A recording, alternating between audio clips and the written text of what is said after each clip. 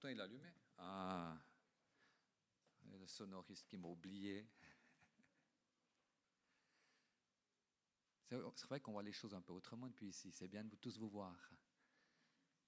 C'est super. Seigneur nous fait du bien dans sa présence, de pouvoir le louer ensemble. Ça nous met le cœur en joie. Ce matin, nous allons entendre Jean-Marc Bigler. Je ne sais pas si c'est nécessaire de le présenter. Il a un long ministère dans la délivrance depuis des années et des années. Il a investi dans un travail quotidien pour prier pour les gens et les délivrer, et les amener dans la présence de Dieu et pouvoir lutter contre les puissances des ténèbres. Jean-Marc a vraiment un feu pour Dieu, un feu qui est toujours le même, peut-être même qu'il augmente au fil des années. C'est vraiment un exemple aussi de tenir et d'être un leader dans un ministère pionnier qui n'est pas toujours bien compris. Et puis en même temps, Jean-Marc, il a vraiment un grand cœur et beaucoup de compassion pour ceux qui viennent se confier à lui. Et c'est aussi quelque chose qui me touche, c'est son amour qu'il a pour les autres. Il a aussi une parole bien tranchante à certains moments. Je ne sais pas ce qu'il nous réserve ce matin, mais on va l'écouter avec intérêt. On va prier. Seigneur, comme tous ces matins, ouvre-nous à ton message, à ce que tu veux nous dire. Rends nos cœurs disponibles à ta parole, à une parole qui peut être exigeante. Donne-nous de l'humilité, ouvre notre intelligence et ouvre nos cœurs. Amen.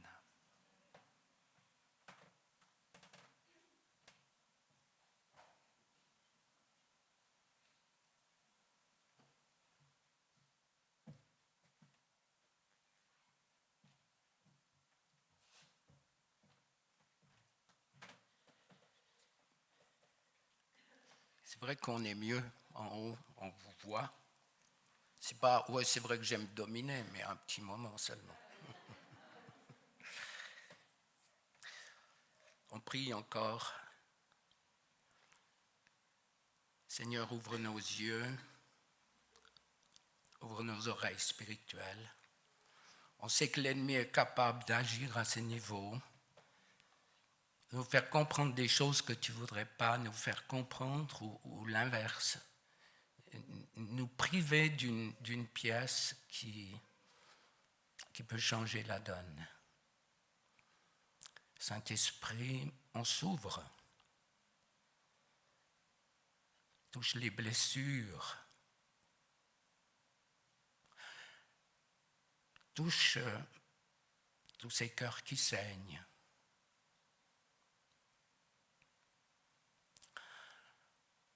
Afin que ton esprit, à l'image de la pluie qui est fine, qui pénètre, puisse faire son œuvre dans nos vies. Église, épouse, il y a un fleuve qui coule du cœur de Dieu.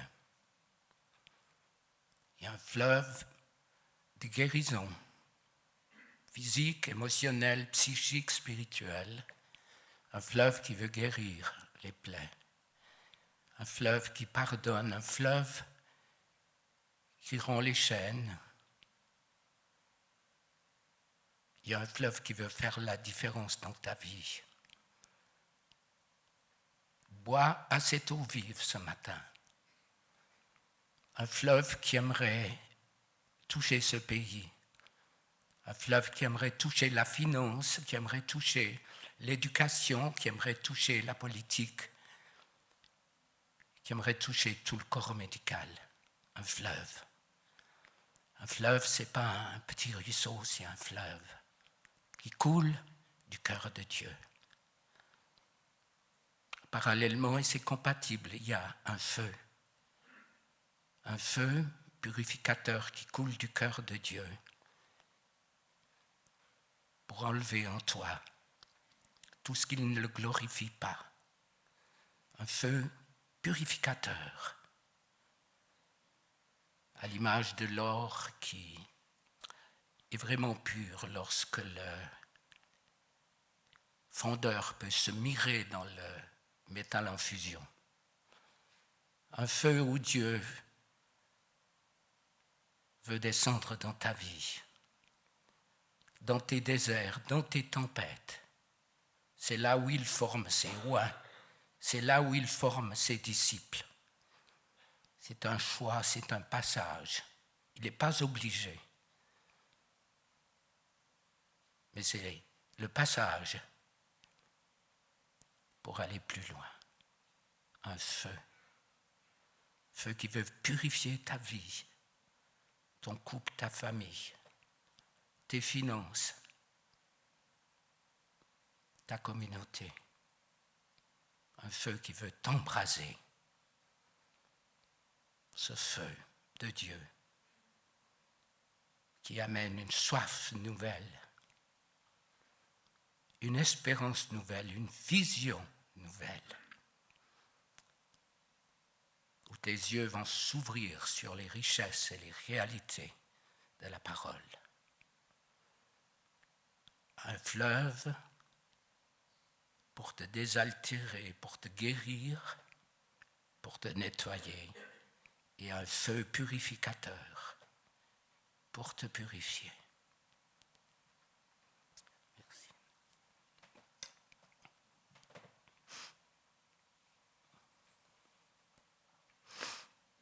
Lorsque les frères ont pensé que c'était juste de me laisser une place, j'ai commencé à réfléchir et à prier sur ce que Dieu désirait partager avec nous.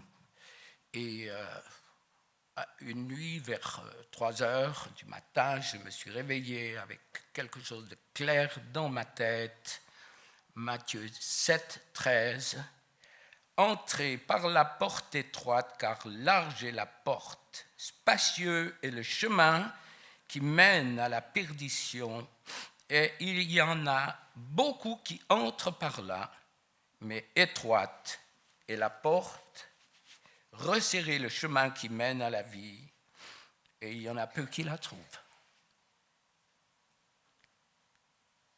Honnêtement, est-ce qu'on ne devrait pas prendre une minute pour dire « Mais merci Seigneur de m'avoir arraché à la mort spirituelle ». Moi, je le fais très très souvent. Je dis « Dieu, il ne me reste pas assez de jours à vivre pour te dire merci. L'éternité, c'est long, les amis. » Il y a un pasteur qui est là qui a dit « Surtout à la fin. »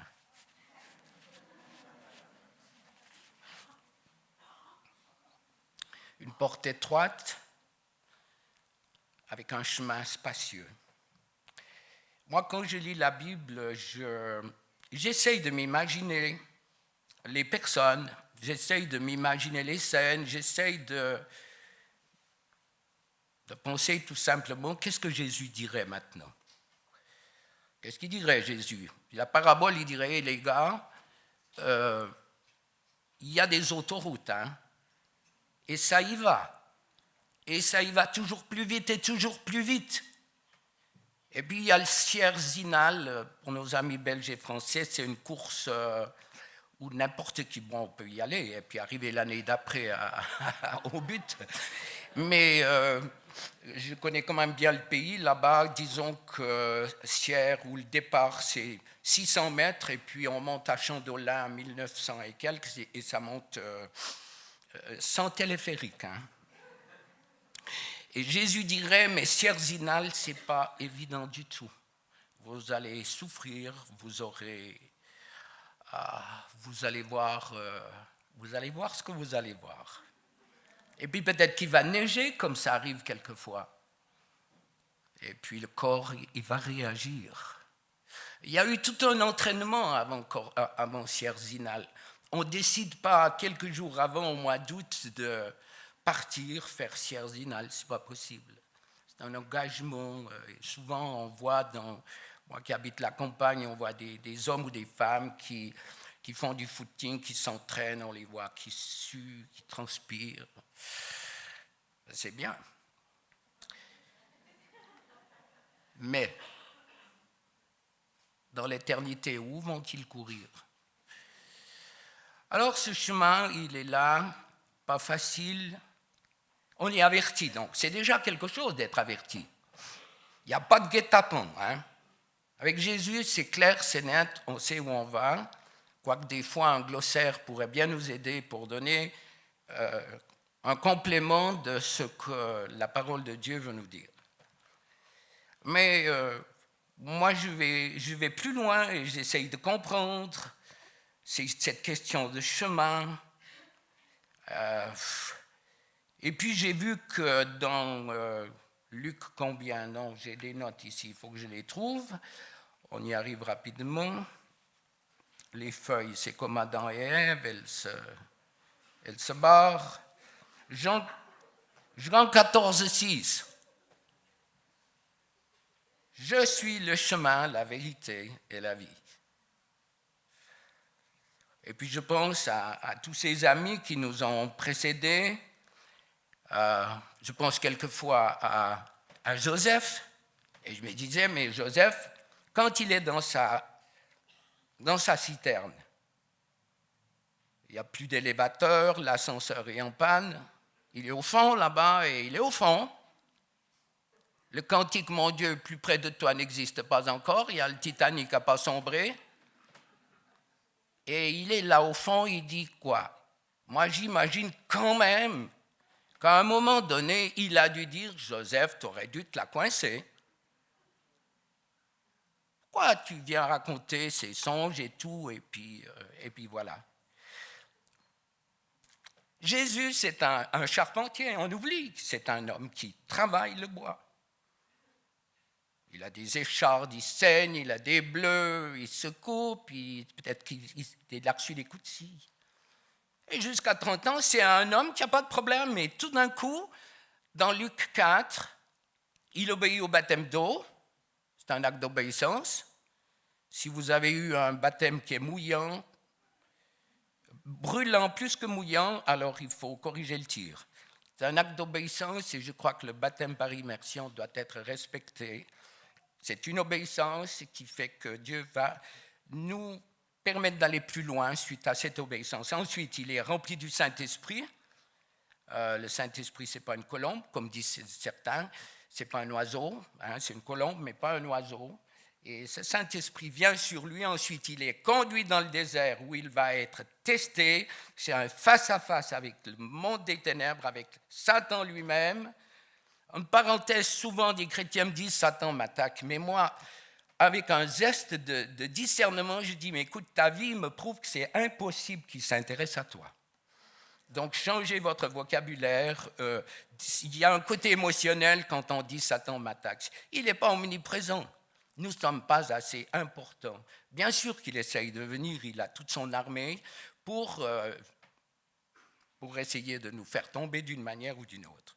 Donc il est testé, il est rempli du Saint-Esprit, et il revient avec la puissance. Et ce même Jésus, il se pointe dans la synagogue, et là il grince des dents.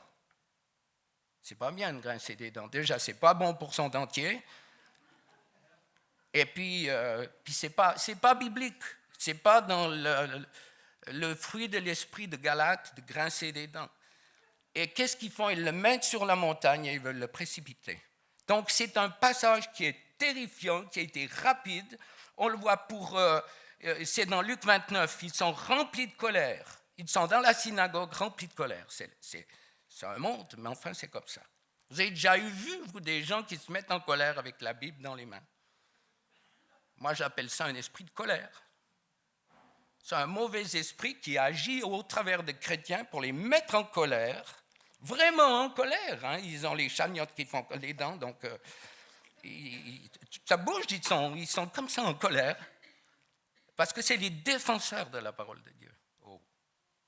Qu'est-ce que vous croyez? C'est qui défend sa parole? Est-ce que Dieu n'est pas assez grand? Ensuite, on voit Pierre, un brave pêcheur. Il n'a pas de problème, il guérit un boiteux et il se retrouve en prison. Après, on a Étienne, c'est un bon chrétien de la première église. Il fait des choses fabuleuses, il guérit, il envoie des miracles, et puis on le lapide. Et Paul, il n'avait pas de problème avant de connaître Jésus. Donc là, par rapport à ces deux chemins, Dieu nous parle déjà et nous dit, mais les gars, vous allez tenir, je crois que la pensée de l'Esprit qui était dans ma bouche tout à l'heure, c'est de dire, peuple de Dieu, nous avons besoin d'une visitation nouvelle qui va brûler en nous tout ce qui empêche le Saint-Esprit d'être à l'aise dans nos vies pour se manifester avec puissance. Il faut que où nous allions, le monde des ténèbres tremble devant celui qui est en nous. Parce que celui qui est en nous est plus grand que celui qui est dans le monde. Il ne faut pas seulement le savoir, il faut le proclamer, il faut le vivre. Imaginons, donc on va faire travailler le monde imaginaire, mais un bon monde. On est au restaurant, un bon grand-père, avec ses 4 enfants, ses petits-enfants. Il y en a 11. Bon, le dernier, il est là-bas au fond, je ne sais pas s'il casserait la croûte. Mais on va au restaurant. Hein, vous me suivez, vous êtes dans un bon restaurant. Pas forcément Girardet-Aix, ou à Verbier, mais un bon restaurant. Et alors, au fur et à mesure que vous lisez la carte des vins et des menus, à partir d'ici, mes yeux donnent des commandes et ça commence à saliver intérieurement, hein, pas, on est poli, hein. Ça commence à saliver. Et puis on passe, on regarde les vins, on dit, ah ben dis donc, les vignerons, ils doivent gagner, hein, 50 francs la bouteille. Bon, alors on est là, mais ça donne les yeux donnent des ordres, les ordres passent au travers des papilles, tout, on savoure le tourne-dos, les filets mignons, chanterelles ou morilles.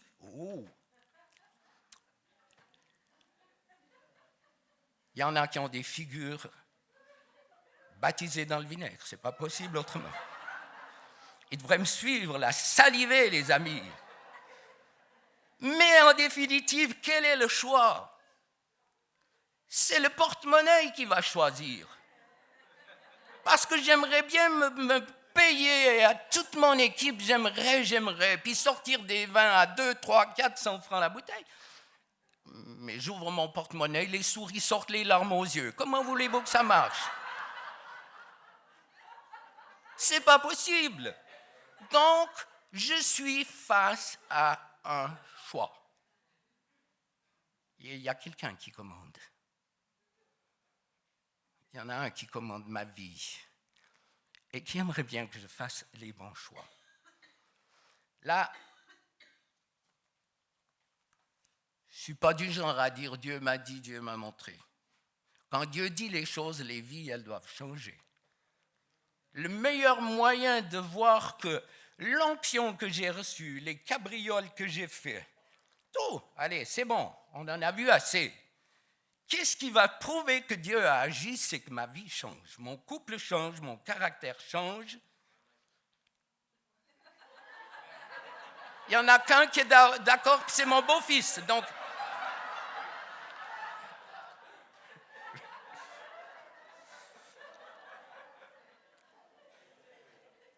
il espérait que nos femmes soient là, hein, mais elles ne sont pas là. Non, c'est pas ça. C'est pas ça. Il y a un choix. Il y a un autre choix. Vous savez tous que tous les médicaments, il y a des effets secondaires. Et puis, il y en a qui sont terrifiants. Alors, pour vous aider, parce que si vous réagissez au premier degré à mon message, c'est loupé. Donc, il y aura des effets secondaires à mon message. Et soyez avertis. Alors moi, j'ai en 40-50 secondes, bien sûr, je vais vous donner les conséquences de certains médicaments que je ne nommerai pas. Il y a les anxiolytiques, les neurolytiques, il y a les conséquences, c'est pas là où j'ai creusé, c'est d'autres choses. Il y a les conséquences d'une chimiothérapie, c'est terrifiant. Il y a des hommes et des femmes qui souffrent, c'est quelque chose de terrible. Mais face aux effets secondaires, alors, est-ce que je les prends pour être soulagé, pour être mieux, ou est-ce que je vais continuer à souffrir pour ne pas avoir d'effets secondaires? Alors, les effets secondaires, j'ai calculé 40 secondes. Si je ne fais pas de commentaires, parce que c'est peut-être bien que ça mérite quelques commentaires quelquefois. Alors, réaction cutanée, nausée, pouls rapide, accumulation de liquide dans les tissus, vertige, processus intellectuel négatif, maux de tête, douleur dorsale, baisse de tension artérielle, vomissement, douleur abdominale, diarrhée, constipation. Je ne sais pas comment ça marche là, mais enfin. Mais bon, ça y est, un aggravement du diabète, un trouble du sommeil, dépression, agitation, palpitation cardiaque, angine de poitrine, insuffisance respiratoire, infarctus du myocarde, anxiété, œdème, prise de poids. Amen, non. Ostéoporose, ulcère d'estomac, thrombose, augmentation de la pilosité. Ça, c'est pour suivant qui, c'est pas la bonne nouvelle. Non, mais il faut être courageux pour prendre des médicaments aujourd'hui.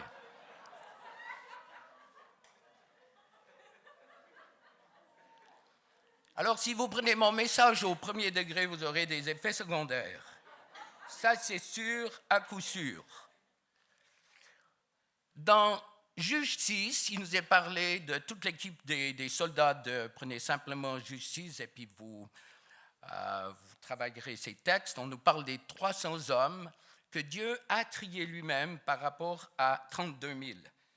Et il y a une certaine purge. Tous les trouillons, les caqueux, je ne sais pas si c'est français, ils sont loin, c'est enregistré, tant pis, ça fera du bien aux religieux, ça fait du bien ça.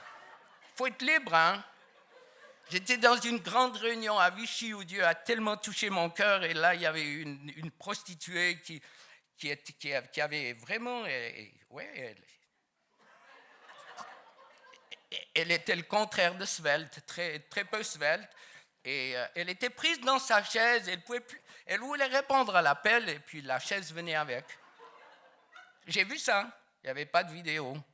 Et puis de son cœur, tout d'un coup, est sortie cette parole extraordinaire. Moi, je trouve que c'est le langage, on ne va pas devenir grossier, mais tout d'un coup, elle a dit, et puis merde, je suis libre.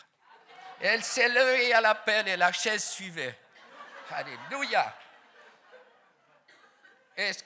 Dieu, tu es bon. Moi, j'aime Dieu dans son humour. Je crois qu'il m'a dit un jour, si tu arrêtes à travailler avec l'humour, je retire mon onction. Je sais pas, oui, bon. C'est une approche. Alors, ces 300 hommes, ils représentent un peuple rendu capable, c'est figuratif, de détruire les œuvres du diable. On sait tellement de choses, de la puissance et de l'autorité du nom de Jésus, et on n'expérimente pas cette puissance. Pourquoi? Parce que ce monde des ténèbres a développé en nous la peur des ténèbres. Et quand tu as peur, tu es inoffensif. Tu ne peux rien faire parce qu'à partir de la peur, va venir quelque chose d'autre. C'est bête comme tout, mais va venir la peur d'avoir peur. Ça vous parle? La peur d'avoir peur. Et ils sont là, 1 Jean 3,8, le Fils de Dieu apparut afin de détruire les œuvres du diable. On doit manifester la nature de l'agneau. L'agneau, à longueur de journée, il était près de tous ceux qui souffraient. Et on l'a vu et on l'a revu, comment Dieu se manifeste dans les nations par des miracles physiques, émotionnels.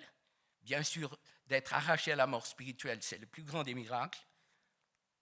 Mais ces hommes et ces femmes savent, tout d'un coup, qu'il y a un abîme entre ce qui est intellectuel, un Dieu intellectuel, et un Dieu qui agit dans les vies. Moi, quand j'ai vu les premières libération. Mais moi-même, je me disais, mais qu'est-ce qui se passe? Quand j'ai vu Dieu libérer des captifs. Hier soir, il y avait un sorcier qui était là. Vous le saviez? Discernement à ras les chaussettes. Non, c'est méchant. Si c'est des belles chaussettes, c'est bien.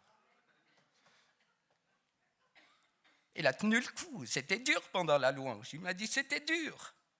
Mais il s'est pris une belle délivrance encore hier soir. Et on avance et on avance. Alléluia. L'armée de Jésus qui se laisse façonner par son maître, purifié. Oh, fabuleux.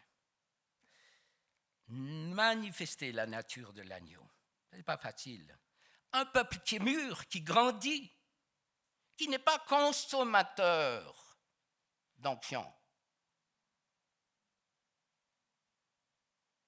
L'onction, c'est comme les parfums de prix, ça s'évapore facilement. Pour autant encore que tu oublies de boucher ton bouchon. L'onction, par imposition des mains, c'est un pas important où Dieu nous touche pour aller plus loin. Mais ce n'est pas pour revenir reprendre une dose, parce qu'on est proche de la drogue. Toujours les effets secondaires, attention les amis, prenez pas tout au premier degré, ruminez ce que je dis. Je suis le premier à recevoir une imposition des mains, mais l'imposition des mains doit me conduire plus loin. L'imposition des mains, si elle est une fin en soi, c'est de l'infantilisme spirituel. Et ne me tuez pas à la sortie, parce que demain, je dois partir en France et dans 10 jours au Mexique, donc ils ont besoin de moi, donc ce n'est pas biblique de me scalper. L'imposition des mains est un cadeau de Dieu qui va me pousser un bout plus loin. Et je reviens une autre fois à l'imposition des mains, peut-être pendant une année, je reviens chaque fois qu'il y en a une, mais chaque fois, je sais que je suis propulsé plus loin, jusqu'à ce que je devienne autonome pour gérer l'onction que Dieu me donne. Moi, l'onction, elle grandit comment en moi? Quand je vois Dieu agir. Quand je vois des délivrances, des guérisons, quand je vois un couple qui se remet ensemble, quand je peux amener quelqu'un au salut. Des fois, c'est rigolo parce que dans le courant de l'été, je m'occupais de quelqu'un qui a de gros problèmes de dépression. Et puis moi, j'ai posé des questions un peu brutales. Hein? Théologie agraire, efficace. Et je lui dis, mais tu sors de chez moi. J'ai dit, attention, hein, ça va taper fort. Sur la route, un camion te fauche, tu es sur le coup, tu vas où? Et c'est un gars hyper intelligent. Il réfléchit, il me dit, au cimetière. Mais c'est logique. Mais moi, lui, il était au plan physique et moi, j'étais sur le plan spirituel. Les amis, un jour, on sera devant le trône de Dieu.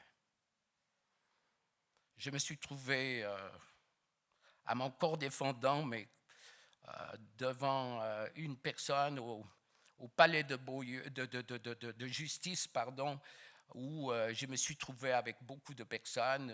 On nous avait sali sur Internet, enfin bref. C'est pas grave, ça fait pas mal. Et on s'est retrouvés où il y avait l'avocat, il y avait le président du tribunal. Et c'est une expérience à faire, hein, pour autant qu'on n'ait pas de problème. Hein. Mais une expérience à faire parce que pour moi, ça me parlait tellement de ce jour où on sera devant Dieu. Et ces deux chemins qui sont l'un tellement facile et l'autre plus difficile. Le fait d'être là devant un avocat, une avocate et un président de tribunal, je me disais, un jour, mon ami, tu le seras, devant le grand trône blanc. Et frères et sœurs, ça vaut la peine de travailler pour Dieu. Ça vaut la peine de faire les choses. Vous savez, pour moi, le ministère qui sera le plus honoré dans le royaume de Dieu, je crois que c'est celui de la femme qui prie. Dans le secret. Personne ne sait rien. Ça m'arrive quelquefois de voir des gens qui disent « mais il y a longtemps que je prie pour vous. Je ne les connais même pas. » De la femme, en particulier de la femme, à genoux, qui se bat des heures dans la prière pour ceux qui sont en première ligne. Et Dieu va vous honorer parce qu'il est fidèle. Alors, il faut que j'avance. Misère. Jacques 2, 19, les ténèbres tremblent. Les ténèbres tremblent. Et moi, tous les sorciers, les médiums, il y a quelques semaines, j'avais une femme, une cartomancienne, 17 fausses couches, dont 2 enfants formés déjà, qui sont morts après la naissance. Quel prix pour avoir touché dans ce royaume des ténèbres. Il y a un peuple autour de nous qui souffre, qui a besoin de cette eau vive qui coule du cœur de Dieu pour guérir, pour transformer les vies. Et toutes ces personnes qui ont des pouvoirs réels, il y a quand même une différence entre le sorcier, le lanceur de sorts, la cartomancienne, le guérisseur et celui qui consulte. C'est 2 niveaux complètement différents. Mais ma position est de dire à ces gens, vous avez peur et vous tremblez. Et ils se mettent, je vous assure, ce n'est pas l'otard, mais presque. Quand la manifestation de la présence de Dieu se fait, ce monde tremble. C'est biblique. Croyons la parole de Dieu. Alors, nous avons besoin de nous laisser façonner, de recevoir ce que le Saint-Esprit nous dit. Vous savez, souvent on attend, on dit Dieu, montre-moi, montre-moi, montre-moi, tu parles. Tu regardes quoi à la télévision? Combien d'heures tu y vas? Combien d'heures tu passes pour Dieu? Toujours pas premier degré, hein? Contre-indication des turbulences, maux de tête, maux d'estomac, diarrhée, constipation, tutti quanti. Vous laissez le Saint-Esprit gentiment vous toucher pour que ce ne soit pas vos émotions en disant « Oh, c'est terrible, je fais ça, Dieu va me punir ». Non, ce n'est pas ça. Dieu est en train de faire une fissure pour pouvoir, dans l'année qui vient, peut-être la suivante, vous convaincre. Il n'est pas en train de vous taper avec une massue pour dire « tu es un épouvantable gaillard ». Ça, ce n'est pas Dieu. Moi, on a 4 enfants, j'ai 11 petits. Jamais j'ai entendu ma femme les insulter parce qu'ils étaient tombés. Elle a peut-être donné des recommandations, fais attention, gaffe-toi. Peut-être, oui, elle l'a fait, mais toujours elle les a consolés, elle les a pensés. Ça, c'est Dieu. Est-ce que ce n'est pas fabuleux? Alors, on est là, face à ces 2 chemins. Il est difficile, il est étroit, mais on a besoin les uns des autres. On a besoin d'être un corps, on a besoin d'être unis, on a besoin de travailler ensemble avec d'autres communautés en laissant les différences de côté. Moi, sur tous ces messages, ce qui m'a frappé encore avec Marcel hier après-midi, c'est cette unité dans la diversité. Si je vous dis, est-ce que vous croyez que Dieu peut commencer un réveil au travers de l'Église catholique? Ça va peut-être vous heurter. Moi, je me demande, ce n'est pas une révélation, ce n'est pas une prophétie, et si Dieu commençait à agir au travers d'eux? Ils aiment, ils sont limités dans beaucoup de choses, mais si Dieu sauve un sorcier, il est sauvé, il croit au Seigneur, il commence à savoir, il sait que si il continue, c'est fini. Il est pris, c'est plus possible. Et il sait, il connaît. Donc, où est-ce que ça va venir en premier? Est-ce qu'on croit? On a besoin de cette unité, on a besoin les uns des autres, on a besoin de nous avertir. Moi, j'ai besoin du contrôle des autres. C'est un corps, nous sommes un corps. Où est le peuple qui ose dire aux ténèbres, restitue? Restitue ce que tu as volé, ce que tu as volé à ma famille, ce que tu as volé à mon couple, ce que tu as volé dans mes finances, dans ma santé. Je ne suis pas en train de dire qu'on n'aura plus de problèmes. Il y en a assez qui nous ont enseigné, convertissez-vous, vous n'aurez plus de problème. Vous avez connu ces temps? Oh, il n'y a plus de problème. Un chrétien normal, il est béni, ses affaires vont bien, il n'a pas de problème. Les autres, ils ont des problèmes. Ah, tu parles. Tu parles. Il y a une opposition, il y a une persécution quand tu choisis ces chemins pour aller plus loin. Et Dieu est tellement fabuleux et fidèle qu'il nous donne, on l'a vu, moi je me réfère à ce que j'ai vu, quand la puissance de Dieu touche les hommes et les femmes, il y a quelque chose, il y a une conviction de péché. Pas des idées que ce que je fais, j'en entends des confessions. Et je me dis, comment des chrétiens qui aiment Dieu osent descendre aussi bas? Comment c'est possible? Au-delà de toutes les pulsions, au-delà de tout ce qu'ils peuvent voir, de tout ce qu'ils peuvent ressentir, être sous l'influence. Je suis placé pour savoir comment ça fonctionne. Mais la crainte de Dieu, l'image de la sainteté de Dieu, est-ce qu'elle nous habite? Est-ce qu'elle m'habite? La crainte de Dieu, trembler devant ce Dieu saint, avec qui je ris. Je peux rire avec mon Dieu, mais je peux trembler devant lui, d'une crainte qui passe au travers des exigences. On ne va pas le prendre dans le sens étroit du terme, mais des exigences de la parole de Dieu. Un commandant de bord, il ne peut pas prendre 3 décis, même s'il aime le vent, avant d'aller piloter son avion.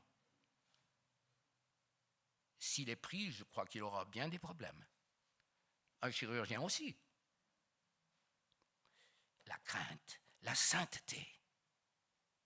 Je crois que c'est ce que Dieu demande à son peuple pour que la main de Dieu, qui risque de s'abattre sur notre pays, soit en tout cas partiellement arrêtée sur ce qui vient chez nous. Le seul moyen de mettre le peuple de Dieu à genoux, c'est qu'on soit cassé dans nos finances. Amis citadins, est-ce que vous savez qu'il reste 12 ou 13 jours de réserve de blé dans le monde? Ça ne veut pas dire que dans 12 jours, vous n'aurez plus vos croissants, vos baguettes françaises. Ce n'est pas ça. Il y a un tournus dans le monde. Est-ce que vous savez qu'on est en train de faire de la pub là? On est en train de détruire les paysans dans le monde entier. Vous n'allez pas manger des semelles du four ou des ordinateurs ou des trucs. Vous savez qu'en France, les prix flambent du maïs, de toutes les céréales. Il va y avoir une répercussion. Donc, j'ai bien entendu qu'il ne faut pas annoncer les mauvaises nouvelles, mais je vous ai donné l'antidote tout à l'heure. Attention, ne prenez pas tout au premier degré, mais priez pour que les choses changent. Il y a une manipulation dans ce monde par le prince des ténèbres. Et nous sommes les représentants de Dieu dans cette marche extraordinaire. Les ténèbres tremblent. Il y a une unité que nous devons redécouvrir absolument. Il y a une séduction dans Matthieu 24 par rapport au chemin. Séduction des faux ministères, des faux dons de prophétie. Il l'a dit, notre frère Denis. On m'a prophétisé les choses les plus tragiques si je restais à Hong Kong. Fausse prophétie. Il y a une attaque sur la véracité de la parole de Dieu. Il y a une attaque pour stopper l'autorité du chrétien. Moi, je côtoie presque au quotidien des gens qui sont nuls. Je ne peux pas, je suis nul, Dieu ne peut pas m'utiliser. Et il y a une liste impressionnante de tout ce qu'ils ne peuvent pas faire. Comment Dieu peut travailler avec des soldats comme ça? Bon, il y a eu Gédéon, ça c'est clair. Vaillant héros, vaillant zéro, c'est vite décodé, mais ça a changé toute la donne. Qu'est-ce qu'ils vont faire, ce Seigneur? Qu'est-ce qu'il va faire? Attention, les amis, au costume de la Odyssée. Tiède, je te vomirai. Je ne sais pas si c'est Patrick Fontaine qui disait une fois, je crois que c'est mieux d'être froid que d'être tiède. Tous sans exception, en quelques secondes, Vous pouvez faire un rapide calcul de toutes les personnes qui ont goûté à Jésus et qui ont abandonné.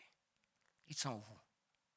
C'est vrai qu'il y a tous ceux qui ont l'abonnement général des autoroutes et les abonnements généraux pour entrer dans les églises, et ils mangent à la carte. De nouveau, ils sont avec leur... ils regardent à la carte. Échalon, il y a ça, non. Lausanne, Oron, peut-être. Et ils tournent à la carte. C'est bien une année, mais il y a un moment où il faut se poser. Si ma femme venait de 7 ans 14, je ne serais pas trop content, moi, disant je viens une quinzaine chez toi parce que il me semble que c'est bien, tu as un bon programme. Puis après, elle dit non, tu pars, non, moi je pars aussi. Non. Qu'est-ce qu'il dit Dieu?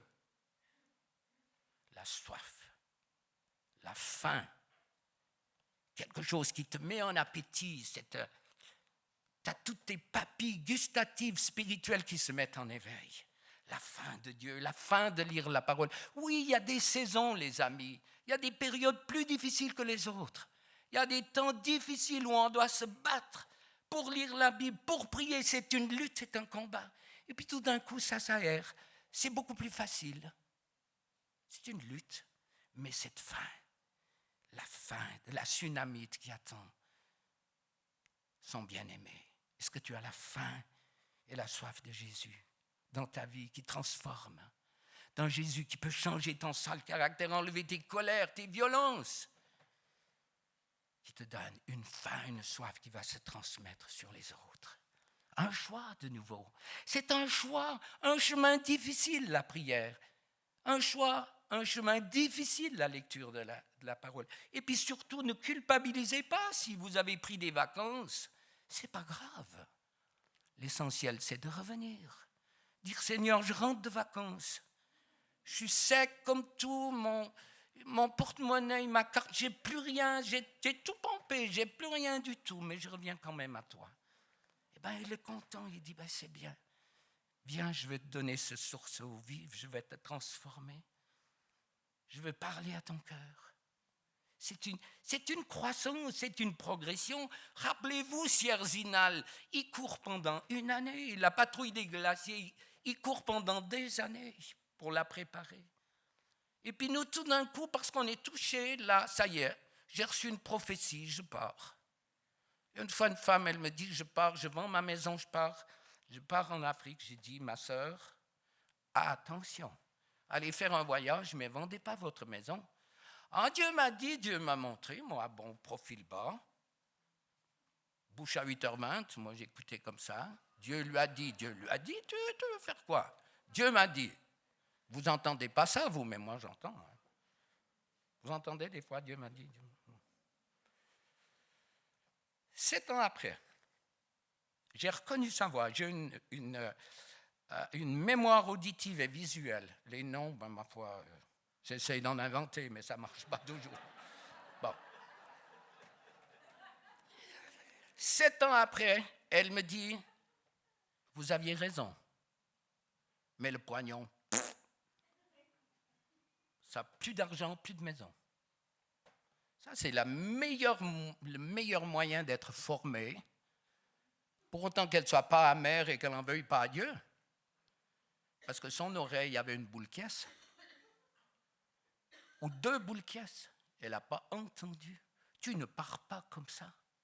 Pour un ministère, pour n'importe quoi, ça doit être confirmé. L'esprit des prophètes est soumis aux prophètes. Maintenant, il y a ceux qui entendent de Dieu, puis les autres. Donc nous, on est... je ne sais pas où on est. On n'entend pas Dieu. Moi, quand je lis la Bible, j'entends Dieu. Ça me paraît simple. Quand je lis, Dieu me parle. Avant, il me parlait pour les autres. Maintenant, il est en train de me parler. Il dit non, c'est pour toi. Ce n'est pas pour ta femme, pour les autres, ton beau-fils.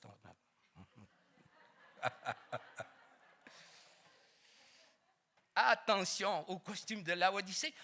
Vomi. Les vierges folles, elles attendaient le Seigneur, elles le connaissaient, elles avaient la lampe, elles avaient de l'huile, elles avaient tout. Il manquait la réserve. Est-ce que ce n'est pas le temps de mettre les machines, le compte à zéro et dire, Seigneur, qu'est-ce que tu vois en moi qui devrait changer? Peut-être qu'il le dira ce matin, peut-être qu'il le dira dans 3 semaines, dans un mois. Il n'y a aucune précipitation dans le Seigneur. Aucune. La passivité spirituelle. Le frère a dit hier qu'il avait en haut, donc notre frère Marcel, la pauvreté spirituelle de la nation suisse. On sait, mais on ne vit pas. Et ça change complètement tout.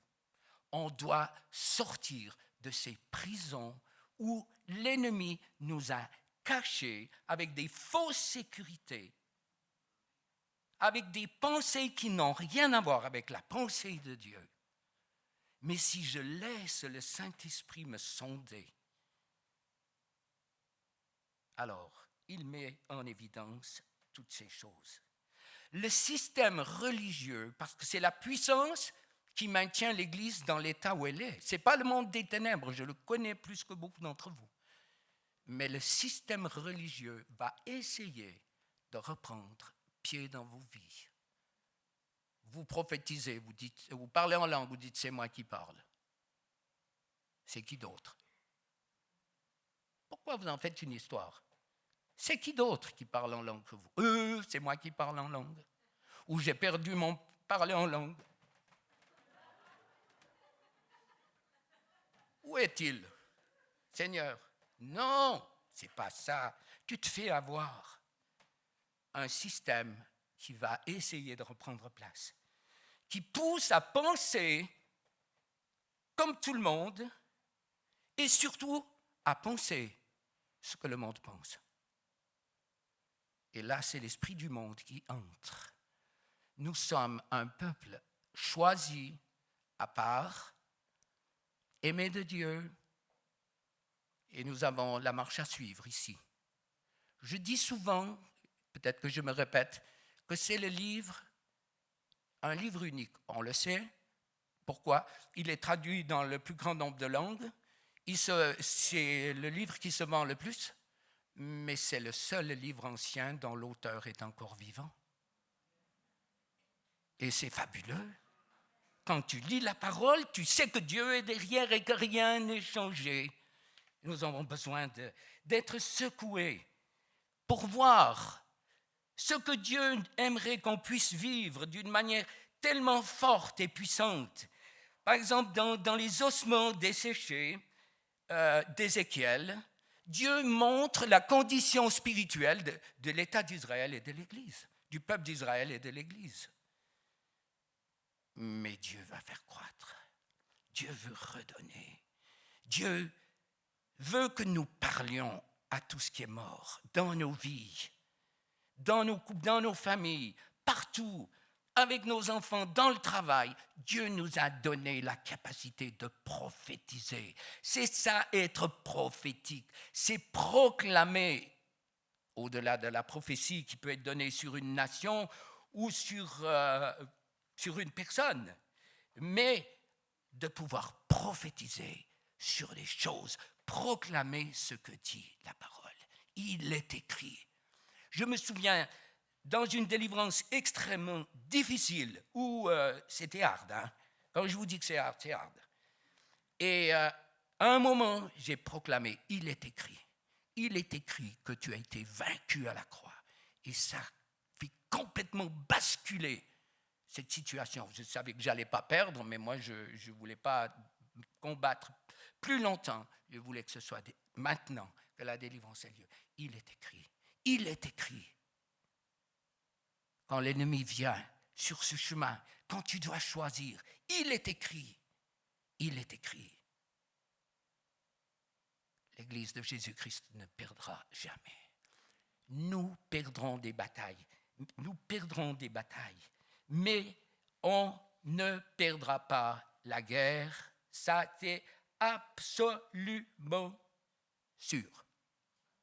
J'ai lu, parce que ça peut vous intéresser, dans le journal Vivre, je vais rapidement lire ça, il y a 4 appels. Moi, je ne sais pas ce qu'était le 4e appel. Et en Égypte, il y a des écoles bibliques, un peu genre jeunesse en mission, et puis après, il y a une phase pratique. Alors, les 4 appels, c'est une conviction de devenir disciple, 3, se laisser envoyer, et 4, l'appel au martyr. Et au mois d'avril dernier, lors d'une période d'évangélisation au Soudan, il y a eu un guet-apens, et puis il y a 4 personnes qui ont été tuées, d'autres blessées, et beaucoup ont été traumatisés. Et ils ont pu partir avant qu'ils soient tous massacrés. Et cette équipe de responsables disait ceci: en toute humilité, nous n'allons pas nous arrêter. Comment tu réagis, mon frère, ma sœur, quand les kamikazes se font sauter pour se retrouver en enfer, alors que nous tenons, et moi je m'implique, nous tenons tellement à notre peau, à notre vie. C'est un examen de fin d'année pour un élève. Il s'agit de passer à un niveau supérieur. Il y aurait moins de serviteurs avec les poils dans les mains, là, avec un truc comme ça, avec tout le respect que j'ai pour eux. Il s'agit de passer à un niveau supérieur en mettant sa vie sur l'autel. Et il terminait l'article en disant: il y a un réservoir de missionnaires en Égypte pour le Moyen-Orient. Ils sont prêts à mourir. Et terminait en disant ceci: par des tragédies comme cette horreur, Dieu forme les jeunes au micro-ondes.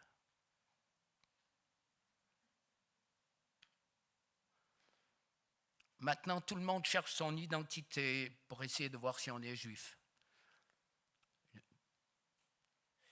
sais pas où, quelle mouche pique, mais enfin, bon, c'est dit. En 1939, ce n'était pas la même mouche qui piquait en 1939. On taisait son identité parce qu'il y avait les chambres à gaz. C'est peut-être quelque chose à laquelle il faut réfléchir. Les ossements desséchés, c'est nous.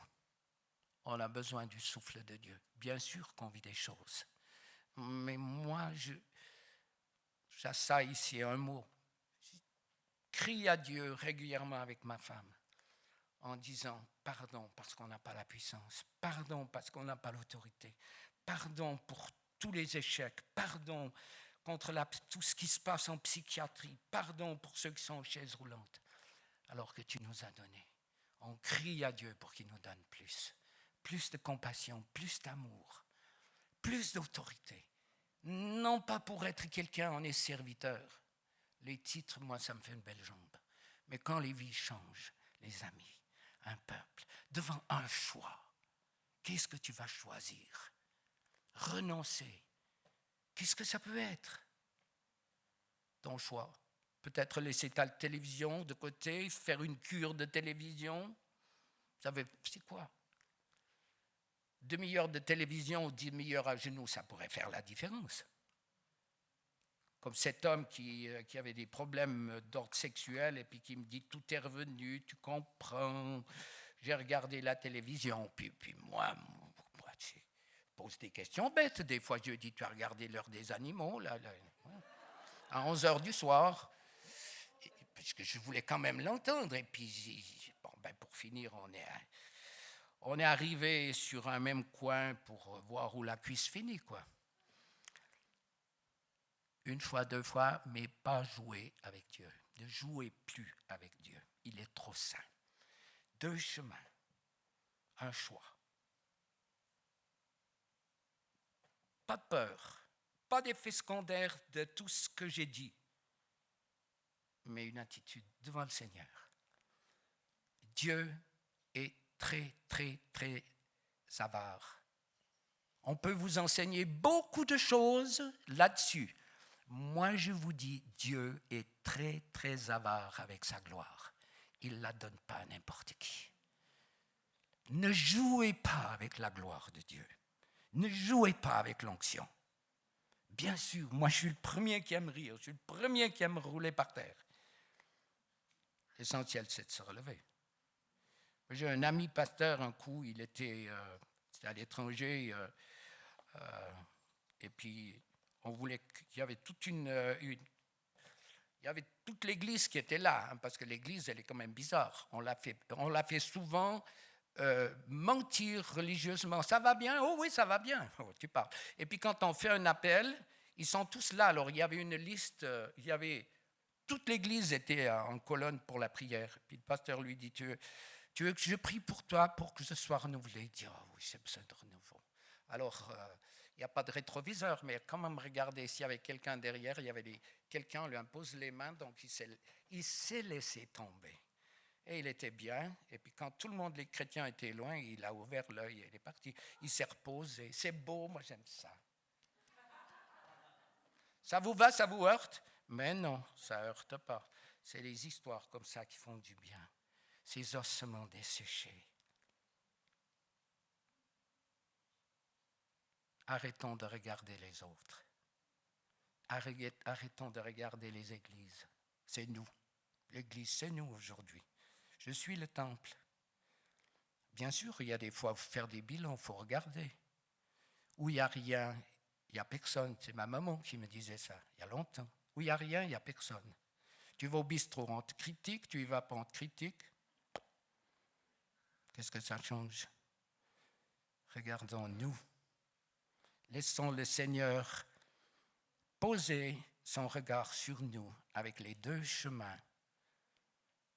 Et on lui dit, fais-nous la grâce d'avoir la capacité de corriger. Moi, dans l'esprit, j'en vois plusieurs dans des ronds-points. Ils tournent. Ils essayent de trouver une issue, la bonne direction. Mais ça tourne, on essaye, on revient, on repart. La souffrance nous a tellement éloignés de ce que Dieu avait voulu pour nous. Et je crois que c'est un temps où Dieu, ce matin, simplement, sans appel. Vous savez, je tourne beaucoup et je connais beaucoup de monde. Alors, dans les appels, c'est très souvent les mêmes qui viennent devant. Peut-être qu'ils sont plus audacieux. Il y a un élastique qui les pousse devant. Une fois que c'est plein, les autres, ils n'ont plus de place. Ils n'osent pas. Ils ont un zeste de timidité ou un problème de timidité. C'est comme pour la prière. Il y a ceux qui prient, qui expliquent à Dieu tout ce qu'il devrait faire. Dieu apprend beaucoup de choses par les prières des chrétiens. Tu vois Seigneur, et puis toute la tante qui a un goitre, la grand-mère qui est acariâtre, Dieu, les grandes oreilles paraboliques ouvertes, écoute les chrétiens pour tous les conseils. Puis il y a tous ceux qui monopolisent la prière aussi. Des fois dans des réunions, je dis, vous qui n'avez pas le temps de prier, parce que c'est un feu qui est fourni, commencez à prier les premiers et puis les autres, laissez la place.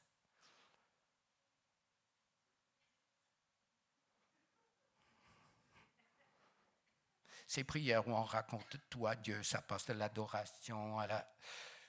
Non, pas l'humilité, pas ça. C'est fait, c'est fini. Je me suis humilié, c'est terminé, mais... tu vois, Seigneur, ouais, je vois.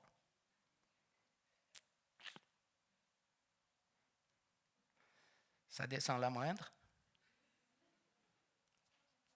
L'ennemi essaie de faire des fissures en nous pour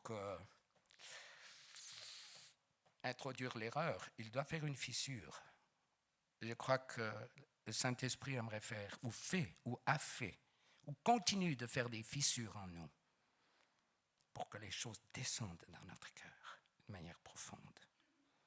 Profonde. Le cœur de Dieu, frères et sœurs, doit être redécouvert. Le cœur de Dieu est si grand. Puis c'est un cœur de mère aussi. Si grand. Face à ces deux chemins. Quand il vient, que le choix est difficile. Combien de femmes j'ai pour qui j'ai prié, qui ont choisi Dieu plutôt que le conjoint. Parce que le conjoint a dit, si tu continues avec ton Dieu, je t'abandonne, je divorce. Elles ont choisi Dieu. Des perles. Je vous dis des perles. Si elles sont restées fidèles, des perles dans la main de Dieu. Des choix difficiles, très difficiles. De renoncer. Des choix, continuellement. Continuellement des choix. Pas toujours, pas chaque jour. On n'est pas obnubilé par ce choix. Mais un choix. Un choix d'être aimé. Un chemin très difficile pour certains d'être aimé. De recevoir l'amour. De pouvoir le donner. Difficile. Souvent, dans ces deux chemins, on voit tellement de choses. Le choix d'être aimé, accepté, reçu, utilisé. Un choix. Est-ce que j'accepte? Est-ce que j'accepte pas? Un choix. Choisir d'aimer, choisir de pardonner. Non, je ne peux pas. Je ne peux pas pardonner, c'est trop. Ce qu'on m'a fait, c'est trop. Oui, c'est trop. Mais peut-être qu'il peut t'aider. Sa main, elle n'est pas trop courte pour venir. Un choix. Chaque jour, face aux vérités de la parole de Dieu. Un choix. Galates 5, les amis. Galates 5.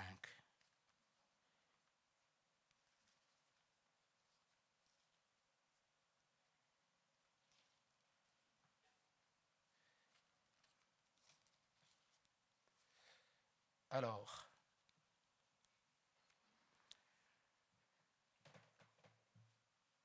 or les œuvres de la chair, 19, sont manifestes.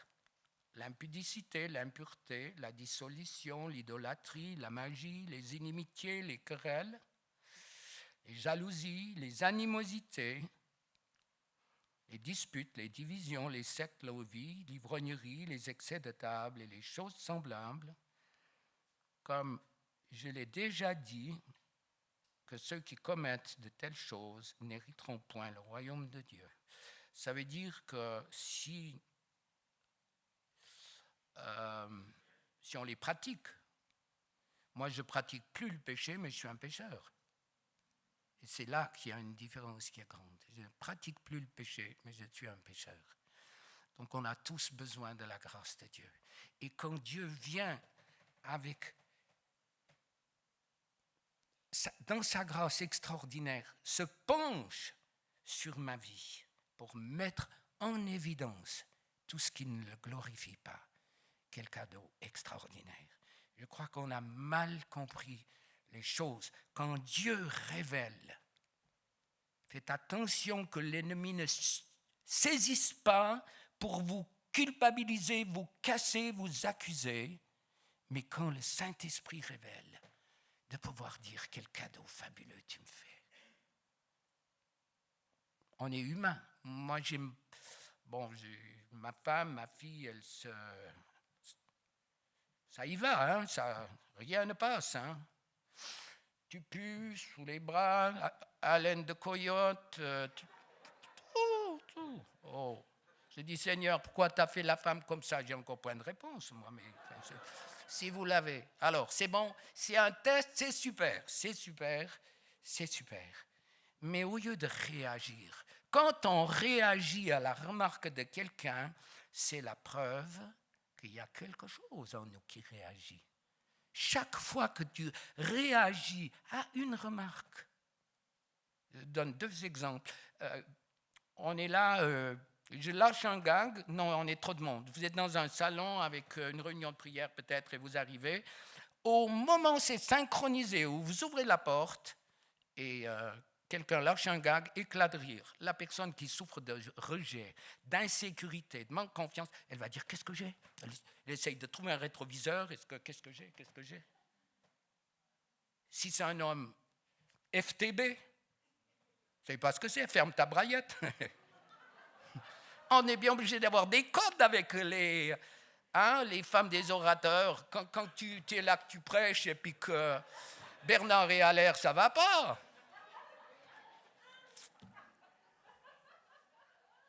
Là, vous vous déconstipez, c'est bon. Hein. On est bien obligé d'avoir des codes. Mais quand le Seigneur vient, on n'aime pas, on réagit. Et chaque fois, vous pouvez prendre ça comme ligne de conduite. Chaque fois, même si vous avez raison que vous réagissez à quelque chose, c'est la preuve que ce n'est pas réglé dans votre vie. Et que vous devez laisser le Saint-Esprit faire son travail. Et n'attendez pas qu'il vous conduise dans le désert ou dans des tempêtes pour enfin prendre le temps pour chercher sa face. Toute réaction.